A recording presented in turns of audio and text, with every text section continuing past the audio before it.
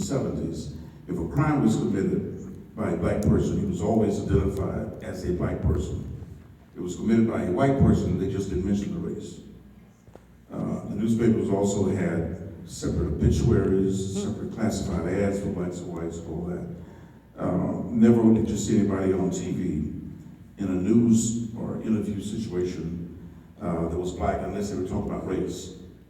And I had the occasion to address the press tour back in those days and say, we got doctors who have opinions about medicine, lawyers who have opinions about law, engineers who talk about engineering and all that. That's changed a little bit, but now even so, you watch the news and you will see that often when a crime is committed, a white person did it, they don't mention that was a white guy that did it. But if it's a black person, they're going to show the ugliest picture, the darkest light possible of this menacing, terrible person who did whatever. One of the things that made a difference for us was the collaboration among the schools at the Atlanta University Center. It had never happened before or anything. And I was wondering, to what extent does that kind of camaraderie and fraternity exist now among the students at the Atlanta University Center in trying to get things done? I think, like back in the day, you all had the Atlanta Student Movement, then you had SNCC, you also had like the Foot Soldiers, those were the women from Spelman. So you had a lot of different factions who all wanted the same thing, like they wanted to get rid of racism, or get to the point where it's not an issue that's gonna affect their lives, where they can, kind of live outside of the range of racism. That's at the end of the day, that's what most people want. So even today, you have a formal, like Black Lives Matter as a formal organization that has a website and has aims. And some, are outside of that range as far as like dealing with racism. They have additional political goals as well. But you have other groups that, are primarily composed of black people that want to, get to a point where we're not going to be affected by racism and it's not going to hinder our lives. We're not going to be misportrayed in the media. We're going to have our own media and be able to control our own narratives and present ourselves in a certain way. So you have people, you have a whole range of people that want that same thing, but there's kind of like minor differences create like huge divisions. And also you have like widespread, disinformation. So there are a lot of people that think they're wanting different things in theory, but in reality, if they understood all the facts, if they understood the context of the situation that we're in, if they understood racism, they understood white supremacy, they would, it would be better for everyone. But as far as the collaboration with all the schools, and getting different programs together, like we would have legal forums, or we would have lawyers to come in and talk to you about, what your rights are and how to handle certain situations, why we should be a community about recording these incidents and having it documented in the resources you have on and off campus for dealing with certain situations.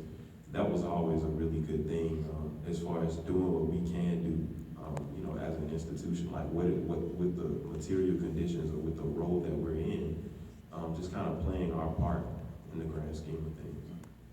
You ready to interact with the audience? No, I wanted to talk about disruption. I'll talk to you about that too. When it comes to the youth of now and the youth then, I hear a lot of the elders that were in the movement. A lot of people are not liking what Black Lives Matter is doing with the disruption. They don't understand they need to be off the street. They don't need to do all of that anymore. And I feel that all of it's necessary because if you didn't have those disruptions, we wouldn't, the Black Lives Movement and the people that are engaged in it collectively, the political people are looking at that. They don't want to look at it, but they're being kind of forced to look at it. So I want you to talk more about the disruption and how you feel about that, because I want Donovan to talk about that too, because at Clarkland University, you remember when Hillary came and Black Lives Matter actually came and disrupted. Hillary Clinton and John Lewis was upset. The young people are upset with John Lewis now. Why? Why is he saying that, What did he say? He didn't like what they were doing. They felt that they shouldn't have done that at all. people my age didn't like what we were doing either. And we didn't let them tell us how to do what we were gonna do, so you don't let me tell you how to do what you want to do. When in doubt, raise hell. That's my best advice. One of the things that we did not have benefit of to the extent that I wish we had, and that is the extent to which we were standing on the shoulders of other folk who had done some pretty dramatic things. It would have helped to have known that. I think we would have had more regard for each other than we had. At one point, we did form something called the Student Adult Liaison Committee, where our leaders spoke with the old folk from Auburn Avenue, who were supportive, wanted to be supportive, but were trying to counsel us to keep us out of trouble, keep us from getting killed and all that sort of thing. We met once a week over at Atlanta Life Insurance Company. And they would try to talk us out of certain things, and we would thank them, and we'd go back and decide what we were gonna do, and we'd do it. But you need to do the same thing. You need to be aware of what got you to where you are, and then decide for yourselves what issues are important to you, what felt needs you have, and how you think best to deal with them. But you can do that better if you have some appreciation of how things were done before. Because some things worked, and some of those same things still work. And one of the things that matters is that there, in my opinion, I like to use this analogy that a movement is by definition multifaceted. And that means to me that it involves commitment to lofty ideals, deep commitment to lofty ideals on the part of a lot of different people doing a lot of different things over a long period of time. Which means, of course, that all of you aren't going to be doing the same thing. All of you don't need to be doing the same thing. Somebody's got to be up there raising hell. Somebody's going to be raising money. Somebody's got to be getting the message out. Somebody's got to be prepared to negotiate if there's an opportunity to do so. Somebody needs to be registering the voters. Somebody needs to be educating those voters, turning them out to the polls, helping them to understand the connectivity in the community, that black folk and poor white folk got a lot more in common than white folk have with Bill Gates and the like, you know, and Trump. But that's what they think. You gotta kind of help cut through that kind of fallacy.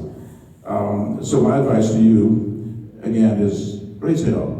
Do it in an informed, intelligent, impactful, and meaningful way, knowing, you know, what worked before and what can work better even now because of the capabilities and the facilities that you have available to you.